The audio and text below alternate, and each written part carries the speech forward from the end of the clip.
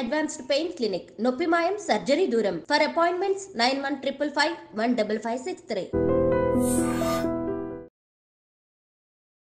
నమస్తే, welcome to I dream. నేను మీ ఝాన్సీ. ప్రస్తుతం మనతో ప్రముఖ ఆధ్యాత్మికవేత్త డాక్టర్ ఇంకా ప్రొఫెసర్ సత్యనారాయణమూర్తి గారు ఉన్నారు. ఈరోజు కొన్ని మంచి విషయాలు ఆయన అడిగి తెలుసుకుందాం. నమస్కారం గురుగారు. నమస్కారం అమ్మా ఝాన్సీ. గురుగారు, భార్య గర్భవతిగా ఉన్నప్పుడు భర్త ఈ పనులు చేయకూడదు అని చెప్పి కొన్ని శాస్త్రాలు చెప్తూ ఉన్నాయి.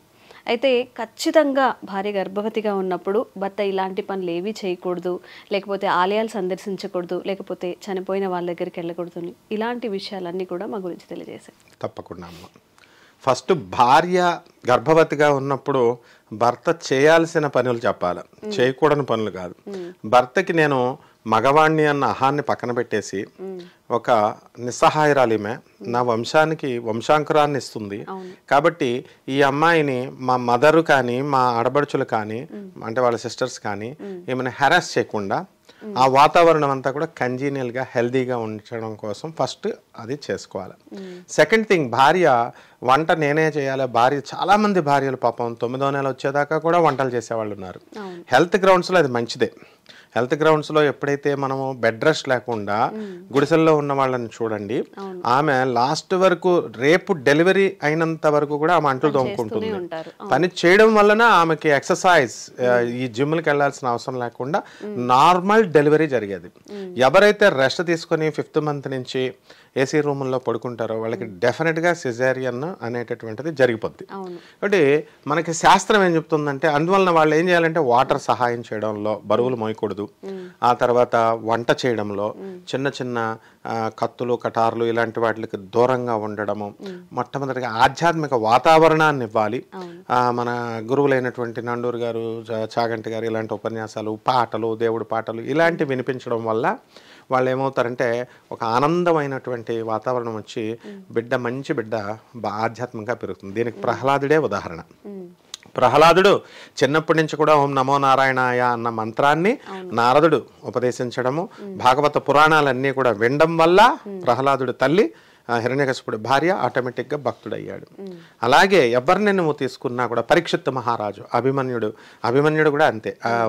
అభిమన్యుడు పుట్టినప్పుడు వాళ్ళ తల్లి సుభద్ర కడుపులో ఉన్నప్పుడు శ్రీకృష్ణ పరమాత్మ అర్జునుడు అంతా చెప్పేస్తుంటే పద్మవ్యూహ ఛేదన అప్పుడు ఆటోమేటిక్గా వినేశాడు, వచ్చేసింది. అలాగే ఏ పనులు చేయకూడదంటే క్షుర కర్మలు చేయకూడదు అన్నారు.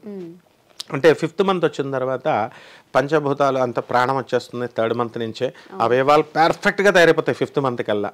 అందువలన వీళ్ళు ఏం చేస్తారంటే యూరినేషన్ ఇలాంటివన్నీ కూడా చేస్తూ ఉంటాడు కాబట్టి కాస్త మైల వస్తుందన్న ఉద్దేశంతో వీళ్ళు కొన్ని ప్రాథమిక సూత్రాలతో గడ్డం గీసుకోకూడదు, తర్వాత కటింగ్ చేసుకోకూడదు, తర్వాత ఈ మహిళలు ఉన్నటువంటి ఇతరులు చనిపోయినటువంటి వాళ్ళ ఇంటికి వెళ్తే డెఫినెట్గా గర్భస్రావం జరుగుద్ది. ఇది 100%.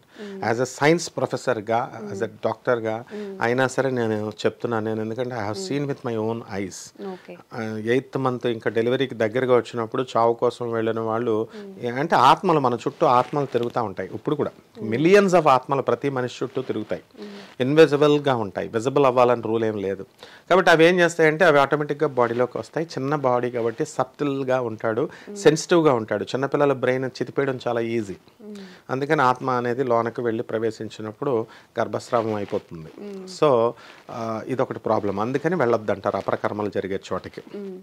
ఇకపోతే బెడ్ రెస్ట్ అనేటటువంటిది అవసరము. ఈ గ్రహణాలు అనేటటువంటిది నాన్ సెన్స్. గ్రహణాల్లో రెస్ట్ తీసుకోవాలా, రెస్ట్ అనేది ఎప్పుడైనా తీసుకోవచ్చు. గ్రహణాల్లో చంద్రుని చూడకూడదు, ఇలా గోళ్ళు గిల్లకూడదు, this is all nonsense. అందువలన ఇక మగవాడు కూడా ఏం చేయాలంటే భార్యని ఎంతసేపు కూడా ఎక్కువ టైంని స్పెండ్ చేయాలి. భార్యని అన్యోన్యంగా ఆప్యాయంగా చూడాలి. ఆ విధంగా సూటిపోటి మాటలతో లేకపోతే అత్తగారు పైన కోపము, మామగారు పైన కోపము, ఆ మాటలు తీసుకొచ్చి భార్యను అనడము ఇలాంటివి చేయకూడదు. ఉండేలాగే చూడాలి. జనమంతా వ్యూవర్స్ ఏం ఎక్స్పెక్ట్ చేస్తారంటే కటింగ్ చేయకూడదు, గడ్డం కడకూడదు, ఇంకేం చెప్తారు, ఇలాంటివి ఆశిస్తారు. ఇవన్నీ డాగ్మా అన్నమాట. డాగ్మా అంటే మూఢనమ్మకాలు. ఇవన్నీ చేయాల్సినవి చేయరు మన ప్రజలు, చేయకూడనివి చేస్తారు. కాబట్టి ధర్మశాస్త్రం అనేటటువంటిది చావు, తర్వాత మంగళవారాలు చూడు, చాలా మంది కటింగ్ షాపులే మూసేస్తారు. అమావాస్య రోజున భయంకరంగా మనం ఈ ఏడుపాయల దుర్గమ్మ గుడికి వెళ్తే చిన్నప్పుడు మొత్తం ఒక్క షాపు కూడా ఉండదు, గుడికి టెంపుల్ కూడా పంతులు కూడా తడదడ ఏదో అమ్మవారు వచ్చి వీడిని పీక్ తినేస్తున్నట్టు 6 గంటలకే క్లోజ్ చేసేసేవారు. ఇప్పుడు ట్రెండ్ మారింది, అమావాస్య జోగులాంబ అమ్మవారి హోమాలు అవి చేయడం ఇలా. కాబట్టి అంతా కూడా ఇవి ప్రత్యేకంగా చేయాల్సినవి అమ్మ. మీరు చెప్పినట్లుగా అమావాస్య టైంలో బయటికి వెళ్ళకూడదు అంటారు, ప్రయాణాలు చేయకూడదు అంటారు. దీని వెనక కూడా ఏదైనా ఇలాంటి లాజిక్ డెఫినెట్ గా ఉంది. ఎందువల్లంటే పౌర్ణమి రోజున కానీ అమావాస్య రోజున కానీ మూన్ పౌర్ణమి రోజున ఏకాదశి రోజున కిందకు వస్తాడు, దగ్గరగా వస్తుంది అతికి. అందువలన ఫ్లూయిడ్ కంటెంట్ని ఎక్కువ లాగేస్తుంది. కాబట్టి గర్భిణీ స్త్రీ తీసుకోవాల్సింది కోడిగుడ్డు తినాలా, ఆమె బ్రాహ్మణ స్త్రీ అయినా సరే తినాలా. ఎందుకనంటే when doctor prescribes, doctor iron content తక్కువ ఉంది అని తినమన్నప్పుడు ఆమె నేను తినకుండా ఆమె బ్రాహ్మణ్ అని అంటే చచ్చిపోతాం మనం. కాబట్టి ఐరన్ కంటెంట్ సబ్స్టిట్యూట్స్ తింటే మంచిదే, డాక్టర్కి తెలుసు కదా. సో ఎంతసేపు కూడా ఐరన్ టాబ్లెట్స్ ఇవన్నీ ఫెర్రస్ ఎందుకు ఇస్తాము అంటే ప్రెగ్నెన్సీ లేడికి ఆ బిడ్డ లాగేస్తాడు కాబట్టి కాల్షియం, బోన్స్, తల్లి యొక్క సారాన్ని లాగేస్తాడు. అందుకని తల్లి అడిషనల్గా కాల్షియం సప్లిమెంట్ తీసుకోవాలా, అలాగే ఐరన్ సప్లిమెంట్లను తీసుకోవాలా. తీసుకోవడం వల్ల బేబీ హెల్దీ బేబీ అవుతుంది. అండ్ ఫుడ్ కంటెంట్ కూడా న్యూట్రియస్ ఫుడ్ కంపల్సరీ తీసుకోవాలా, బ్యాలెన్స్డ్ డైట్ తీసుకోవాలా, అండ్ రిచ్ విటమిన్స్ ఉన్నటువంటి ఫుడ్ని తీసుకోవాలా, అండ్ ఓవర్ వెయిట్ గెయిన్ చేయకుండా ఉన్నటువంటి ఫుడ్ని తీసుకోవాలా. ఇలాంటివన్నీ చేసుకుంటే డెఫినెట్గా అమ్మాయికి ఆ పుట్టే బిడ్డ హెల్దీగా పుడతాడనమాట. అయితే చాలా మంది మీరు చెప్పినట్టు ఏంటంటే ఎక్కువ టైం స్పెండ్ చేయాలని కోరుకుంటారు, కానీ కొన్ని టైమ్స్లో అది కుదరకపోవచ్చు, అంటే వేరే చోటు ఉండటం కానీ అలాంటివి జరుగుతూ ఉండొచ్చు. అయితే మనం మాట్లాడుకున్న టాపిక్ ప్రకారం మనం జనరల్గా చూసేది నిజంగానే క్షవరం చేయించుకోరు, ఎక్కువ జుట్టు పెంచుకుంటూ ఉంటారు. ఇవి కాకుండా మన పురాణాల ప్రకారం, మన హిందూ ధర్మం ప్రకారం ఇంకేమైనా ఖచ్చితంగా పాటించాల్సినవి ఏమైనా ఉన్నాయా నియమాలు? ఎప్పుడు కూడా పరిశుభ్రంగా ఉండాలా, దాన ధర్మాలు చేసుకోవాలా, వీళ్ళ వస్త్రదానాలు ఇవన్నీ కూడా. తర్వాత చేట, ఈ చీపురు ఇలాంటివి ఎవరికి దానం చేయకూడదు. నవధాన్యాలు ఇలాంటివన్నీ కూడా, అపరధాన్యాలు ఇవన్నీ కూడా ఇవ్వకూడదు. పితృదేవతలకి ఎవరైనా ఇళ్లలో చనిపోతే వాళ్ళ అన్న చనిపోయాడని సేమ్ ఏజ్ గ్రూప్ అని బొట్టు పెట్టి వీళ్ళకి బట్టలు పెడతారు, అంటే తీసుకోకూడదు. అంటే ఆ టైంలో ఉన్నప్పుడు తీసుకోకూడదు. తీసుకుంటే డెఫినెట్గా అంటే అపరకర్మకి సంబంధించి ఏదైనా, అపరకర్మ అంటే చనిపోయిన ఆత్మలకి, ప్రేతాత్మలకి సంబంధించింది ఏదైనా సరే అవుతుంది. నెక్స్ట్ వీళ్ళున్నంత వరకు ఈ గర్భిణీ స్త్రీలు చేయకూడదు ఏంటంటే, వీళ్ళు టెంపుల్స్ కిందకి వెళ్ళకూడదు అని అంటే అది కేవలము 5th month 6th month మైలా అని కాదు. టెంపుల్స్ ఇదివరకు కాలంలో కొండల పైన ఉండేది ఎక్కువ పెద్ద గుళ్ళు. కొండపైకి వెళ్ళినప్పుడు ఆక్సిజన్ లెవెల్స్ తగ్గిపోతాయి. అందుకని ఆక్సిజన్ లెవెల్స్ తగ్గిపోతాయి కాబట్టి లోపల ఉన్న బేబీకి అందదు కాబట్టి బిడ్డ చనిపోయే ప్రమాదం ఉందని టెంపుల్స్కి వెళ్ళొద్దు అంటారు. ఇప్పుడున్న టెంపుల్స్ నేల మీదే ఉన్నాయి, గల్లీ కోట్ కడతారు, హోమ్ మేడ్ టెంపుల్స్ అనమాట, అంటే ఇంట్లోనే. బట్ ఇలాంటి టెంపుల్స్కి వెళ్ళినా ఏమీ తప్పు లేదు. సో మనము టెంపుల్స్కి వెళ్ళే మైల, తర్వాత ఏడుపులు పెడబొబ్బలు జరిగే చోట, తర్వాత హార్ట్ అటాక్స్ వచ్చే చోట, అరుపులు ఉన్న చోట, నరాల వీక్నెస్ వచ్చే చోట, అలాంటి సడన్ న్యూస్లు ఇవన్నీ కూడా గర్భిణీ స్త్రీలకు భర్త చెప్పకూడదు, అక్కడికి తీసుకెళ్ళకూడదు. అంటే ఎంతసేపు కూడా sound is different and noise is different. Sound అనేది ప్లెజెంట్ గా ఉంటే వేవ్స్ అంతా that is called as rhythm and sound. ఇది వచ్చేసి అని అరిస్తే, ఇప్పుడు ఏజ్ పెరిగే కొద్ది ఏమవుతుందంటే చిన్నపిల్లలు స్టూడెంట్స్ గట్టిగా అరుస్తారు. హార్న్ గట్టిగా అరిచినప్పుడు ఏజ్ పెరిగిన తర్వాత అది వెంటనే హార్ట్ ఫెయిల్యూర్ అవుద్ది, జడుచుకుంటారు ప్రతి ఒక్కళ్ళు కూడా. సో లోపల ఉన్న బేబీ జల్లుమని క్యాచ్ చేస్తుంది, తను అడిలిపోతుంది. సో ఇలాంటి నాయిజెస్ ఉన్న చోటకి, ఎవరైనా చనిపోయే చోటకి ఎందుకు వెళ్ళొద్దు అంటారంటే అక్కడ ఏడుపులు పెడబొబ్బలు చూసి లోపల ఈమెకి బీపీ రేజ్ అయిపోద్ది. కొంతమంది బీపీ పేషెంట్ ఉంటే అయిపోతుంది. నెక్స్ట్ ఉమ్మినీరు కంటెంట్ బాగా ఉందా లేదా అది చూసుకోవాలి భర్త చెకింగ్ ముందు. అవి కాదు ఇవి చూడాలి మెడికల్గా. ఉమ్మినీరు కనుక కంటెంట్ తక్కువ ఉంటే, ఉమ్మినీరు జారిపోతే బేబీకి లోపల ఉండడానికి ఉండదు వాటర్, బేబీ చచ్చిపోతుంది.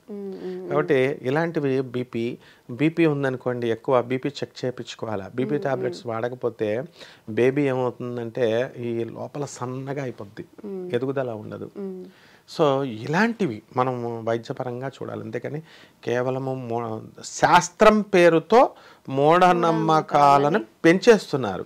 దిస్ షుడ్ బి, ఇవి తగ్గించి మోడర్న్ సైన్స్ ఇచ్చినటువంటి మెడికల్ వాల్యూస్తో, హ్యూమన్ వాల్యూస్తో మనము, అది ఎకనామిక్ వాల్యూస్ అవనండి, సోషల్ వాల్యూస్ అవనండి, మోడర్న్ సైన్స్తో మనం ఒకళ్ళనొకళ్ళు పరస్పరం భార్యాభర్తలు ఇద్దరు గౌరవించుకోవడం, ఇలాంటివి చేయడం ద్వారా ఎక్కువ లాభాలు గర్భిణీ స్త్రీకి ఉంటాయన్నమాట. తద్వారా ఇతనికి కూడా లాభమే కదా, హాస్పిటల్ బిల్లులు తగ్గుతాయి.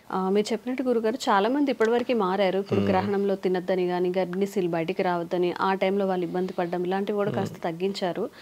మన పెద్దవాళ్ళు కూడా కొంచెం పెట్టిన రూల్స్ని అది ఎందుకు పెట్టారో అని అర్థం చేసుకొని ఇట్లా మూఢనమ్మకాలతో ముందుకు వెళ్లకుండా ఉంటే మంచిది. అయితే చాలా మంది ఇళ్లలో మనం నెమలి పించాలు చూస్తూ ఉంటాము. నెమలి పించాలు పెట్టుకున్నప్పుడు లక్ష్మీదేవి వస్తుందని కానివ్వండి, లేకపోతే బుక్స్లో పెట్టుకుంటే చదువు వస్తుందని కానీ అనుకుంటారు. అలాగే లాఫింగ్ బుద్ధ విషయంలో కూడా మనంతటికి మనం కొనుక్కోవద్దు, ఎవరైనా మనకి ఇస్తే మనకి అదృష్టం వస్తుందంటారు. అలాగే ఇప్పుడు ట్రెండీగా ఏంటంటే తాబేల్ని ఇంట్లో పెంచుకోవడం, లేకపోతే విద్యా సంస్థల్లో కానివ్వండి, వ్యాపార సంస్థల్లో కానివ్వండి, ఆ తాబేలు బొమ్మను అక్కడ ఉంచుతున్నారు ఫ్రంట్ ఎండ్లో. ఇవన్నీ మూఢనమ్మకాలే అంటారా, లేకపోతే నిజంగా అలా పెట్టుకోవడం వల్ల ఏమైనా ఫలితం కలుగుతుందంటారా? ఎందుకంటే మనం చూసుకున్నట్లే చదువుకున్న వాళ్ళు కూడా ఇవి ఎక్కువగా నమ్ముతూ ఉన్నారు.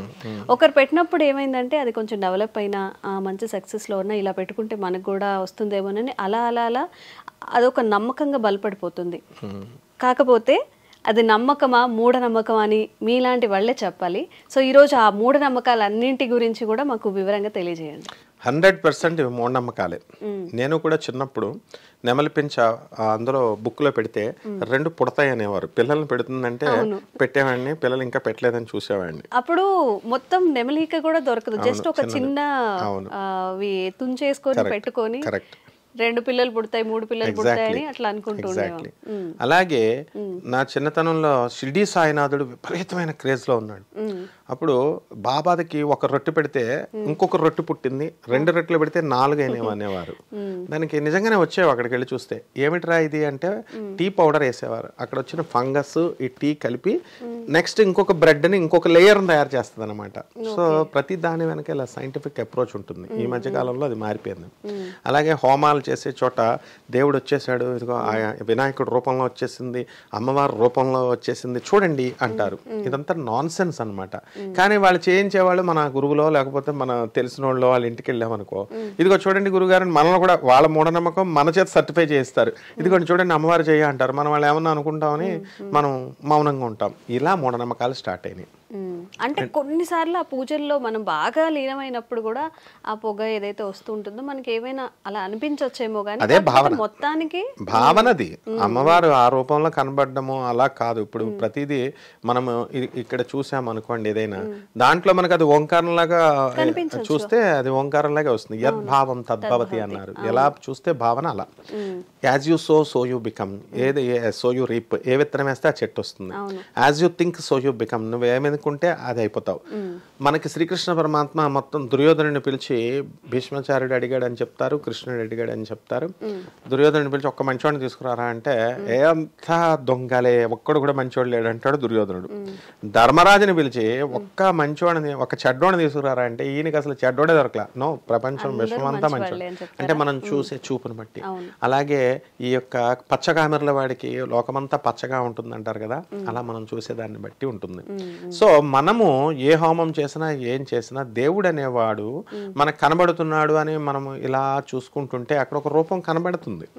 That is called as infatuation, illusion, ఈ హాలుసినేషన్. కొన్ని సౌండ్స్ కూడా వినబడతాయి. ఇంకా అది స్టేజ్ అనమాట. మెడిటేషన్ చేసి నాకు కుండలిని జాగృతమైపోయింది, నాకు మూలాధార చక్రం జాగృతమైపోయింది అని ఒక భావనలో ఉంటారు. యక్షిణీ సాధనలోగా ఇవన్నీ కూడా చెప్పబడతాయి. దేవత ఏ దేవతా సాధన అయినా చేసినప్పుడు ముందు భ్రమలను కల్పిస్తుంది. ఆ భ్రమలకు లోనయ్యి వీళ్ళు ఏం చేస్తారంటే ఆ ఉపాసన అక్కడతో ఆపేస్తారు, ముందుకు వెళ్లకుండా. ఇవన్నీ దాటిన తర్వాత అబ్సల్యూట్ రియాలిటీ, వాస్తవం ఏంటన్నది తెలుస్తుంది అనమాట. అలాగే ఈ యొక్క నెమలి పెంచ పెట్టడము, తర్వాత ఈ యొక్క లాఫింగ్ బుద్ధ, లాఫింగ్ బుద్ధ అనే కాన్సెప్ట్ ఎందుకు వచ్చిందంటే, మనం ఎవరింటికన్నా వెళ్తే రోడ్డు మీద ఎవరైనా కనబడితే నవ్వుతో స్మైల్తో కనబడితే మనం కూడా హ్యాపీగా నమస్కారం గురుగారు అంటాం. వాళ్ళు నవ్వకుండా ముఖం మార్చుకొని ఉంటే మనకి వాడి మూడు పాడైపోవడం కాదు, మన మూడు కూడా పాడైపోద్ది ఆ రోజంతా, చూసి నవ్వట్లేదని అనిపిస్తుంది, హర్ట్ అయిపోతాం. అందుకని లాఫింగ్ బుద్ధ అని పెట్టమన్నారు. అంటే to always make pleasant, to always make our selfs pleasant and the others pleasant. మనం ప్లెజెంట్ అవడం కాకుండా మన ఇంట్లో వాళ్ళు కూడా ప్లెజెంట్ గా ఉండడం కోసం లాఫింగ్ బుద్ధ అని పెట్టారు. అయితే దీంట్లో ఉన్న అంతరార్థాన్ని తెలియనటువంటి వాళ్ళు కొంతమంది తయారైపోయి ఎవరి ప్రత్యేకత వాళ్ళు చెప్పుకోవాలని ఇది ఉండకూడదు, ఎవరన్నా ఇస్తే తీసుకోవడం ఏమిటి, కొనుక్కొని తీసుకోవడం ఏమిటి. ఇప్పుడు ఏదైనా మనం ద ఆర్టికల్ మన దగ్గర ఉందా లేదా అన్నది మెయిన్. ఒకళ్ళు ఇస్తే తీసుకోవడం ఏమిటి అసలు, ఒకళ్ళు నో నాన్ సెన్స్ అదే అంటున్నా. ఒకళ్ళు ఇస్తే అదృష్టం ఏంటి, what is all these baseless statements, ఇవన్నీ ఎక్కిచ్చేసారనమాట మనకి. అలాగే ఇంకోటి తాబేళ్ళు మనము అది ప్రపంచం మొత్తంలో శ్రీ మహావిష్ణువు ఎత్తినటువంటి 10 అవతారాలలో తాబేలు అవతారంలో మాత్రమే, కూర్మ అవతారంలో మాత్రమే ఏ రాక్షసుడిని చంపలేదు. మిగతా అన్ని అవతారాల్లో ఆయన చంపాడు. అందువలన ఇది శ్రీకూర్మం, శ్రీకాకుళం జిల్లాలో మా పెదనాన్నగారు ఊరది. అక్కడ ఆ శ్రీకూర్మం గుడికి అస్తమానం వెళ్ళిపోయేవాళ్ళం మేము. ఇప్పుడు కూడా తాబేలు దేవుడు ఉంటాడు అనమాట, శ్రీకూర్మేశ్వరుడు. అందుకని దానికి సింబల్గా అది శాంతియుతమైన శ్రీ మహావిష్ణువు స్వరూపంగా శ్రీ శివాలయాల్లో అవనియండి, విష్ణు ఆలయాల్లో అవనియండి ఆ కాలంలో తాబేళ్ళని పెంచేవారు సరస్సులో. అవి చక్కగా నడుచుకుంటూ దేవాలయ ప్రాంగణంలో తిరిగేవి, కంచి, తిరుపతి ఇలాంటి గుళ్ళల్లో. అలాగే ఏనుగులు కూడా ప్రాచీన గుళ్ళల్లో. ఇప్పుడు ఫిష్లు కూడా పాండులో పెద్ద పెద్ద చేపలు ఉంటాయి మధుర మీనాక్షి, కంచి కామాక్షి గుళ్ళల్లో, ఎవరు ముట్టుకోరు. అలా దేవతా పక్షులు అనమాట, ఇవి దేవతల జీవులు, అవి ఫ్రీడమ్ ఉండేవి. అందుకోసమని తిరగాలని చెప్పేసి పెడితే వీళ్ళు ఏం చేశారు, మాఫియా ముఠా తయారైపోయింది. నక్షత్ర తాబేలు, చిన్న చిన్న తాబేళ్ళకి రంపచోడవరం, మాకు రాజమండ్రి కాబట్టి మాకు దగ్గరగా రంపచోడవరం అడవులు ఉంటాయి, ఆ నక్షత్రాలు ఉంటాయి. ఈ ఒక్క తాబేలు 1 crore 50 lakhs అని స్మగ్లింగ్ చేసేవారు. 2 తలకాయల పాములు అని చెప్పి, పాములు అదృష్టం, అదేదో జీన్స్ ప్రాబ్లం వల్ల 2 తలకాయలు వస్తుంది ఆ పాముకి, దాన్ని 2 తలకాయల పాములు అదృష్టం అని వాటిని పట్టి ఇట్లా అన్ని కూడా పెంచేశారు. మూఢనమ్మకాలు నెమ్మదిగా టర్న్ అయిపోయి, ట్రాన్స్ఫార్మ్ అయిపోయి మాఫియా కింద టర్న్ అయిపోయింది. మరి పాపం వీళ్ళని ఈ ప్రజలకు ఏం తెలుసు ఇవన్నీ కూడా. సో ఇలాంటివి ఏమీ ఉండవు అనమాట. అప్పుడు మనం దేవుడు ఫోటో కూడా ఎందుకు పెట్టుకుంటాము అంటే, దేవుడు అంటే definition omniscient, omnipotent and omnipresent, all pervading, all powerful, ఇదే దేవుడు. కాబట్టి ఫోటో కాదు దేవుడు, మన ఇష్టం. మనం ఫోటోలో పెట్టుకోవచ్చు, మన అమ్మ మన నాన్నలో దేవుడిని చూసుకోవచ్చు, మా అనాథలో దేవుడిని చూసుకోవచ్చు, మనకు హెల్ప్ చేసిన వాళ్ళు దేవుడిని చూసుకోవచ్చు. దేవుడు is something, a concept which makes us excited, which makes us auspicious ga, which makes us happy. అది మాత్రమే దేవుడు. అందువల్ల ఫోటోలు పెట్టడాలు, వస్తువులు, ఆర్టికల్స్ లోపల పెట్టుకుంటే అదృష్టాలు పెరుగుతుంటే ఒక్కొక్కడు లారీలు పెట్టేస్తాడు. మా ఇంట్లో మొత్తం విరిగిపోయిన దేవాలయాల్లో విరిగిపోయి పడేస్తాడు కదా కృష్ణుడు బొమ్మలు, అవన్నీ తెచ్చి మా ఇంట్లో పెడతాను నేను. ఎందుకని, అవి బయట ఉంటే దేవాలయంలో వదిలేసినాయి, అవి తడిచిపోతే అనవసరంగా విగ్రహం ముక్కలైపోయి పడేస్తారు. మనకి ఇల్లు ఇచ్చాడు కదా దేవుడు, మనం ఒక గది ఆయనకి ఇస్తే తప్పేంటని పెడితే ఆ రూమ్ నిండా కృష్ణుడిలే. మాకు వచ్చినటువంటి వాళ్ళు మన ఫ్రెండ్స్ ఏమంటారు, విరిగిపోయి పెట్టకూడదండి, నెగిటివ్ ఎఫెక్ట్ ఇస్తుందండి అంటారు. ఇచ్చినా పర్లేదు నాయన. రామకృష్ణ పరమహంస ఏం చెప్పారు, నీ తల్లి యొక్క చెయ్యో కాలో విరిగితే ఆమెకి రిపేర్ చేసి పెట్టుకుంటావా లేకపోతే తీసి బయటపడేస్తావా? ఇది కూడా అంతే అనమాట. అంటే మనకి కలిసిన ఫ్రెండ్స్, మనకు కలిసినటువంటి ఇప్పుడు గరికపాటి నరసింహారావు గారు లాంటి వాళ్ళు, చాగంటి కోటేశ్వరరావు గారు లాంటి వాళ్ళు, నండూరు లాంటి వాళ్ళు, మనోళ్ళు, ఈ 5 బ్యాచ్ వద్దికతి పద్మాకర్ రావు, సామ్వేదం షణ్ముఖ్ సార్, ఇలాంటి వాళ్ళు విజ్ఞానవంతులైనటువంటి భారతీ తీర్థస్వాముల వారు ఎప్పుడు ఇలాంటివి చెప్పరు. మిగతా వాళ్ళు ఇష్టం వచ్చినట్టు చెప్తారు. అందుకనే ప్రామాణికత అనేది మనం చూసుకోవాలన్నమాట. మనకు విజ్ఞులు చెప్పేదే మనం వినాలి. అలా కాకుండా ఎవరిష్టం వచ్చినట్టు వాళ్ళు చెప్తే వాళ్ళు ఏది మంచిదో ఏది తప్పో తెలియదు. సో ఆల్వేస్ ఎ డాక్టర్ ఏం చెప్తాడు, నువ్వు మీ మెడిసిన్ వేయాలి అంటాడు, అంతే. అదే you have to use ampicillin only for this disease, that's all. అంతేగాని నేను ఇది వేస్తానండి అంటే ఆర్ఎంపీలు తయారవుతారు. ఇది కాదని వాడు ఎక్కువ రాస్తాడు వాడు. నో, ఈ డాక్టర్ వాడి ఆర్ఎంపీని సప్రెస్ చేయాలి, లేకపోతే ఏమవుతుందంటే వీడు చెప్పేదే కరెక్ట్ అనుకుంటారు. అలాగే ఈ ఫేక్లుగా చెప్పేది, మూఢనమ్మకాలు పెంచే వాళ్ళని, చదువుకున్న వాళ్ళు ఏమనుకుంటారో అని బాధతో భయంతో వదిలేస్తే ఈ టోటల్ అసలైన విజ్ఞానం ప్రజలకు అందదు. కలియుగంలో కన్ఫ్యూజన్ అన్నమాట రాహు పరిపాలిస్తాడు. అందువలన తప్పకుండా నువ్వు అడిగిన ప్రశ్న చాలా వండర్ఫుల్ ప్రశ్న అమ్మా.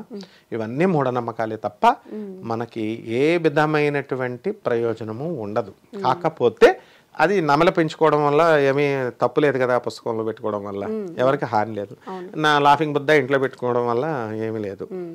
అలా ఇతరులకి ప్రమాదకరం కానటువంటి హ్యాబిట్స్ని మనం మామూలుగా ఉంచుకోవచ్చు తప్ప it doesn't give any result. So జనాలు కూడా ఏంటంటే ఏది నమ్మాలి, ఎంతవరకు నమ్మాలి. ఇప్పుడు కొంతమంది చెప్తూ ఉంటారు లాఫింగ్ బుద్ధ ఇవ్వగానే మీకు కలిసి వస్తుంది, లక్ష్మీదేవి వస్తుంది, కుబేరులా ఉంటాడు కాబట్టి మీకు ధనలక్ష్మి కలిసి వస్తుంది, బాగా డబ్బులు వస్తాయి, కానీ మీరెవరికి ఇవ్వకూడదు, మీ డబ్బులు అటుపోతాయి. ఈ భావనలన్నీ ఏంటంటే మిస్లీడ్ చేసినట్టుగానే ఉంటాయి. ఒకదానికి ఒకటి ఇంటర్లింక్ చేసుకొని ఇట్లానే కొన్ని ఒక 10-20 మూఢనమ్మకాలని నమ్ముకుంటూ పోతే ఏదో ఒక టైంలో ఎలా అంటే ఇది నిజం కాదు అని మనకి తెలిసినప్పటికీ కూడా బట్ ఎప్పటి నుంచో ఫాలో అవుతున్నాం కాబట్టి గుడ్డిగా అదే ఫాలో అవుతుంటారు. అంటే ఇప్పుడు ఒక ఐపీఎస్ ఆఫీసర్ ఉంటాడు, he knows the police law manual, commissioner, DGP, additional DGP's, వీళ్ళంతా నేను కానిస్టేబుల్ స్టేజ్ నుంచి నేను డీజీపీ స్థాయి వరకు తిరుగుతా.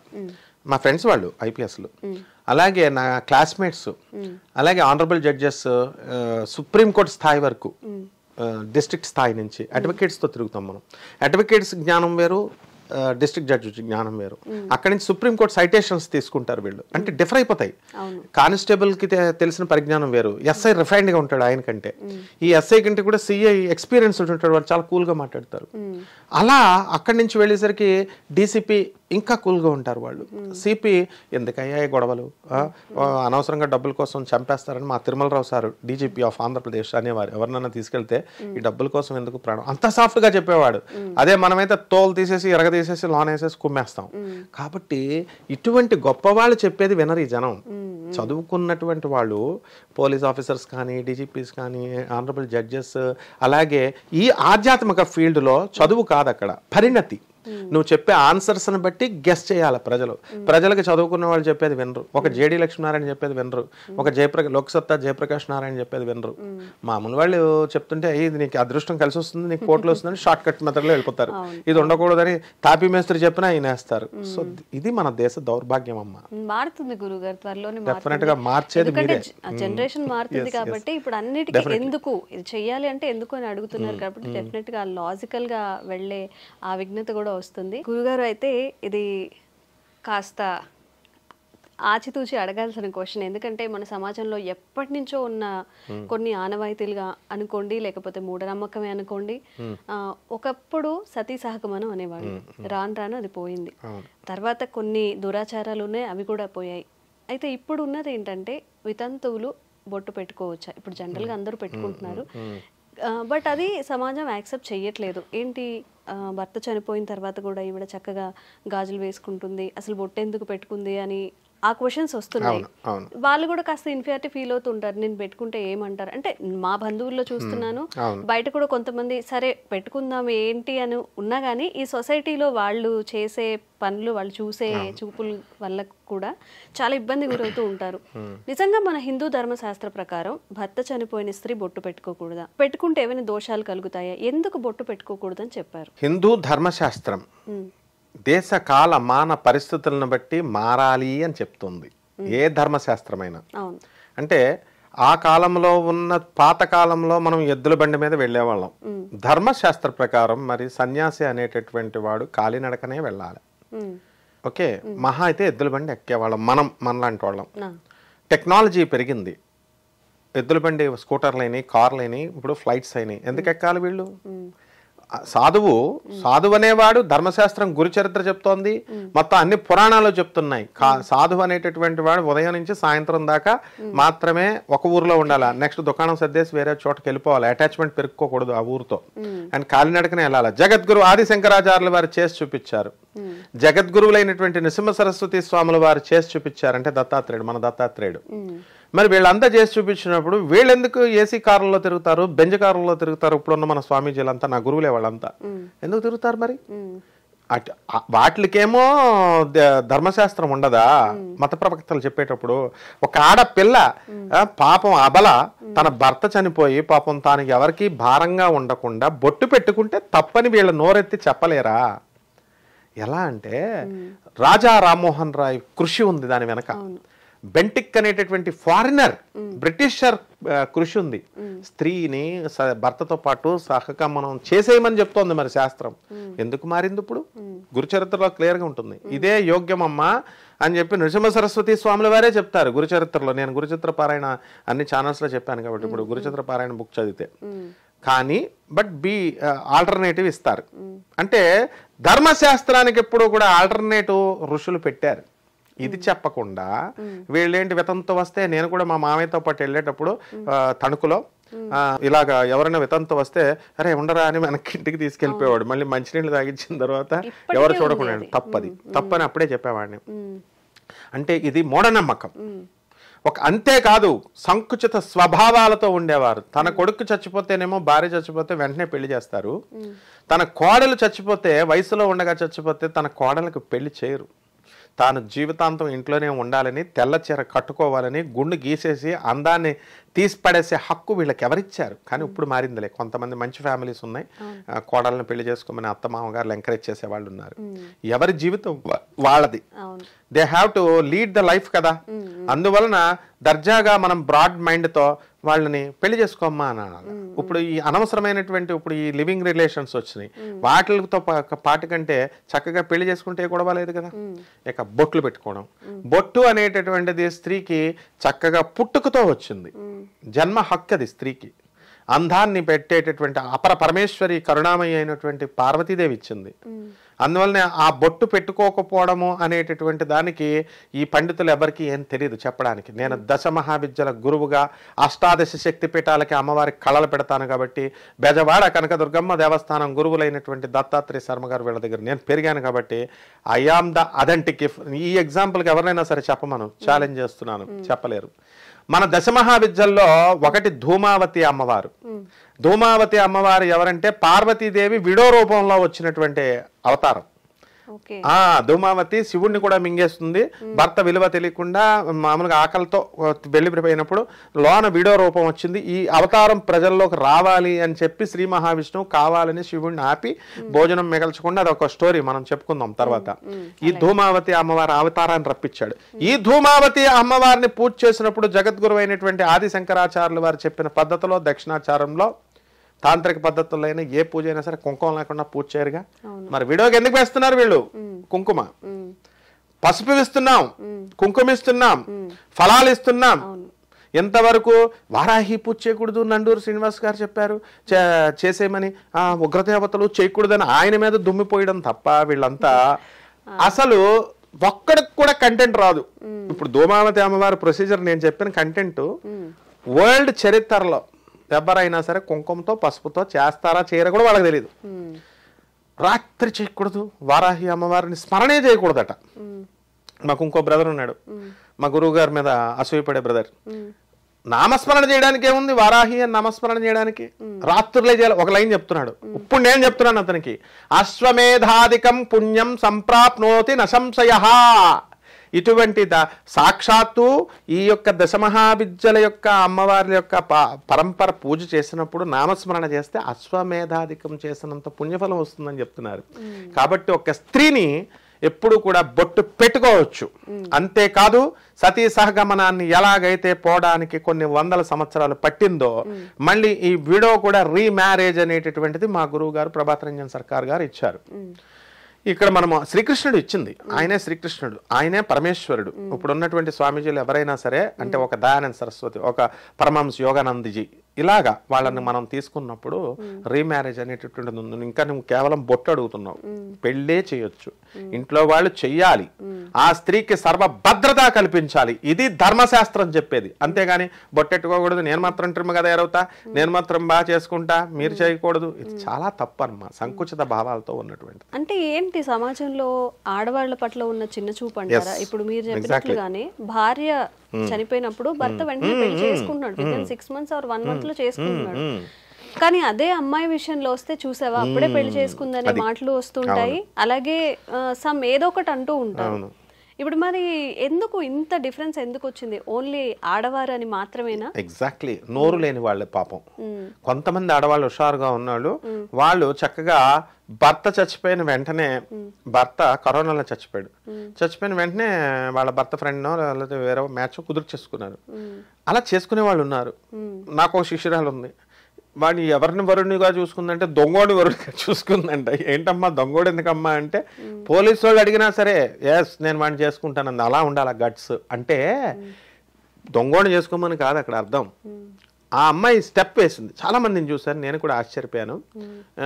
భర్త చనిపోయిన తర్వాత 2-3 monthsలో సాఫ్ట్వేర్ ఇంజనీర్లు వీళ్ళు ఉన్నారు, వెంటనే చేసేసుకుంటున్నారు. పాపం ఎవరు తెలుసా నష్టపోయేది? అభంశబం తెలియనటువంటి వాళ్ళు, చదువు లేనటువంటి వాళ్ళు, పల్లెటూరులో ఉన్నటువంటి వాళ్ళు, నిజంగా పాతివ్రత్య ధర్మంతో ఉన్నటువంటి వాళ్ళు, వీళ్ళు పాపం బలైపోతున్నారు. కాబట్టి అటువంటి అబలల కోసం మనం కత్తి తీయాల్సిందే, వీళ్ళని పెళ్లి చేయాల్సిందే, సమాజం యొక్క అజ్ఞానాన్ని మార్చాల్సిందే. అజ్ఞాన తిమిరాంధస్య జ్ఞానాంజన శలాకయా చక్షురున్మీలితం ఏనా తస్మై శ్రీ గురవే నమః. అజ్ఞానం చాలా దట్టంగా పట్టుకుంటుంది. ఇది జ్ఞానం అనేటటువంటి ఖడ్గంతో ఖండాలుగా నరకాల, అప్పుడు మాత్రమే పెళ్ళి అవుతుందమ్మా. మారాలి సమాజం, ఇంకా మారాలి. అందరూ కూడా ఈ మూఢనమ్మకాలు ఏవైతే ఉన్నాయో అవి, ఆ చిన్న చూపు చూడడం అది కూడా మార్చుకోవాలి. అసలు ఎవరు పెట్టారు గురుగారు? ఇప్పుడు భర్త ఉన్నంత వరకు చక్కగా చేతికి గాజులు నిండుగా బొట్టు పెట్టుకుంటారు, పువ్వులు పెట్టుకుంటారు. ఒక్కసారి భర్త చనిపోయాక ఓకే బాధ ఉంటుంది, ఒక 1 year 2 years అయ్యాక కూడా అది యాక్సెప్టెన్సీ రావట్లేదు సమాజంలో, ఇప్పటికీ రావట్లేదు. మీరు అన్నట్టుగా ఎవరైనా ఎదురొస్తే పొద్దున్నే ఈవిడ మొహం చూసామని కానీ ఎదురయ్యారని కానీ అనుకుంటూ ఉంటారు. నిజంగా హిందూ ధర్మ ప్రకారం ఇదంతా చేస్తున్నారు? లేదు, అసలు ధర్మాన్ని అడ్డు పెట్టుకొని సనాతన ధర్మం, హిందూ ధర్మం అని పేరు చెప్పి మేకలను బలిస్తున్నారు అమ్మవారికి. దశమహావిద్యలు అంటున్నారు, మేకల్ని కోళ్ళని కోసేస్తారు. వీళ్ళకి కావలసినవి తినాలనుకున్నవి దేవుళ్ళ పేరు చెప్పి తినేస్తారనమాట. అసలు పెద్దవాళ్ళు, సమాజంలో పెద్దవాళ్ళు కొంతమంది ఏం చేశారంటే, భర్త చనిపోయిన తర్వాత అమ్మాయి చక్కగా అందంగా మల్లె పువ్వులతో అట్రాక్టివ్గా తయారయ్యే ఆభరణాలు, గాజులు, బొట్టు వేసుకుంటే ఆకర్షణీయంగా కనబడి ఎవడైనా వాడి యొక్క దృష్టి పడి ఈ అమ్మాయి మోహంలో పడుతుందేమో అనేటటువంటి ఉద్దేశంతో మాత్రమే ఈమెను లోపల ఉండమనేవారు. తద్వారా బయటికి వెళ్లాల్సి వచ్చినప్పుడు ఇలా ముసుగు వేసుకొని ఇప్పుడు కూడా వెళ్తారు. అలా వచ్చి పెట్టినటువంటి ఈ సాంప్రదాయం ఏమైందంటే దుష్ట సాంప్రదాయంగా మారి, అది అవతల వాళ్ళ అమ్మాయిల్ని నిర్దాక్షిణ్యంగా అవమానించడం, అది చాలా తప్పు. దానికి బెటర్ ఆల్టర్నేటివ్ ఏంటంటే వీళ్ళకి పెళ్లి చేసేయడం మంచిది, రీమ్యారేజ్. అప్పుడు ఏ గొడవ లేదు, అప్పుడు ఒప్పుకోరు వీళ్ళు. ఎందుకంటే ఇంకా ఎదగాల. అమ్మ మా కోడలకి మేము పెళ్లి చేసేస్తున్నాం, ఈ ఆస్తులన్నీ పట్టుకుపోతుంది, వేరే వాడికి ఇచ్చేస్తున్నాను. కానీ మంచి మహానుభావులైన అత్తమామలు నేను చూశాను, వాళ్ళు పెళ్లి చేసి మా కోడళ్ళకి పెళ్లి చేయండి అని, కోడలు వద్దన్నా సరే మామలు కూడా, అత్త మామలు పెళ్లి చేసిన మహానుభావులు కూడా ఉన్నారు. అలాంటి వాళ్ళు ఉన్నప్పుడే సమాజం ఇలాంటి మూఢాచారాలు పోతాయమ్మ. అంటే వీళ్ళు ఏం చేస్తారంటే వాళ్ళకి అన్వయించుకొని, వాళ్ళ కూతురు జరిగినప్పుడేమో ఒకలా ఉంటారు, వాళ్ళ కోడలకి జరిగినప్పుడు ఈ వివక్షత అనేది చూపిస్తారు. అది అలాగే ధర్మం పేరుతో పెడతారు. అసలు దేవుడి పేరు చెప్పేవాళ్ళు, ధర్మం పేరుతో చెప్పేవాళ్ళు వీళ్ళే ఫస్ట్ కల్ప్రిట్స్, వీళ్ళే తప్పులు చేస్తారు. మామూలుగా ఎవరు చేసుకెళ్లే వాళ్ళు చేసుకుంటూ వెళ్ళిపోతారు. వీళ్ళ బోధనలు తప్పు బోధనలు చేస్తున్నారు. దీనికి ఫలితం వీళ్ళంతా కూడా అనుభవిస్తారు. ఎందుకంటే ఆడపిల్లల యొక్క ఉసురు తగలకూడదు. అలా అవమానించే వాళ్ళు తప్పకుండా they will be punished by the great Yamadharmaraj. Parvati అమ్మవారే ధూమావతి అమ్మవారుగా ఉన్నారట. పార్వతి అమ్మవారిని మనం కొలుస్తామట. కానీ వీడియో ఎదురైతే మాత్రం మంచిది కాదు, వెనక్కి వెళ్ళిపోవడం ఇలాంటివి నిజంగా చేయకండి, వాళ్ళని బాధ పెట్టకండి. మీలాంటి వాళ్ళు రావాలి గురుగారు. అంటే మనం ఒకటి పాటిస్తున్నామంటే ఎంతవరకు పాటించవచ్చు? ఒక మనిషిని బాధ పెడుతున్నాం మనం అక్కడ, సమాజం పేరుతో, లేకపోతే నిజంగా ఎప్పటి నుంచో మరి చేస్తున్నారు కదా, ఇప్పుడు నువ్వు వచ్చి ఆపుతావా? ఇలాంటివన్నీ కట్టడి జరగాలి అంటే మీరు ఇలా వచ్చి చెప్తే అందరికి కూడా అవేర్నెస్ కలుగుతుంది. ధన్యవాదాలు గురు. ధన్యవాదాలు.